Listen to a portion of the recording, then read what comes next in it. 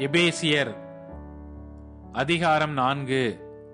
ஆதலால் கர்த்தருக்குள் நான் உங்களுக்கு சாட்சியாக சொல்லி எச்சரிக்கிறது என்னவெனில், மற்ற புற ஜாதிகள் தங்கள் வீணான சிந்தையிலே நடக்கிறது போல நீங்கள் இனி நடவாமல் இருங்கள்.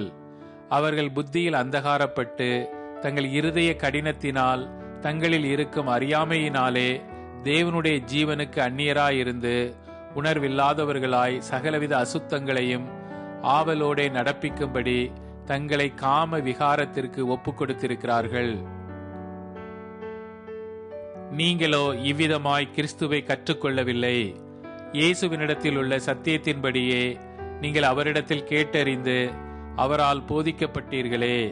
அந்தப்படி முந்தின நடக்கைக்குரிய மோசம் போக்கும் இச்சைகளாலே கெட்டு போகிற பழைய மனுஷனை நீங்கள் களைந்து போட்டு உங்கள் உள்ளத்திலே புதிதான ஆவியுள்ளவர்கள் ஆகி மெய்யான நீதியிலும் பரிசுத்தத்திலும் தேவனுடைய சாயலாக சிருஷ்டிக்கப்பட்ட புதிய மனுஷனை தரித்து கொள்ளுங்கள்.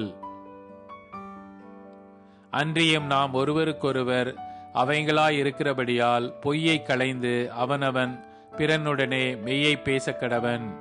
நீங்கள் கோபம் கொண்டாலும் பாவம் செய்யாதிருங்கள்.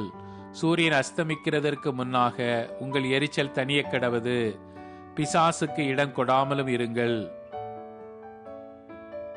திருடுகிறவன் இனி திருடாமல் குறைச்சல் உள்ளவனுக்கு கொடுக்கத்தக்கதாக தனக்கு உண்டாயிருக்கும்படி தன் கைகளினால் நலமான வேலை செய்து பிரயாசப்பட கடவன். கெட்ட வார்த்தை ஒன்றும் உங்கள் வாயிலிருந்து புறப்பட வேண்டாம். பக்தி விருத்திக்கு ஏதுவான நல்ல வார்த்தை உண்டானால் அதையே கேட்கிறவனுக்கு பிரயோஜனம் உண்டாகும்படி பேசுங்கள். அன்றியும் நீங்கள் மீட்கப்படும் நாளுக்கென்று முத்திரையாக பெற்ற தேவனுடைய பரிசுத்த ஆவியை துக்கப்படுத்தாதிருங்கள். சகலவிதமான கசப்பும் கோபமும் மூர்க்கமும் கூக்குரலும் தூஷணமும் மற்ற எந்த துர்க்குணமும் உங்களை விட்டு நீங்க கடவது.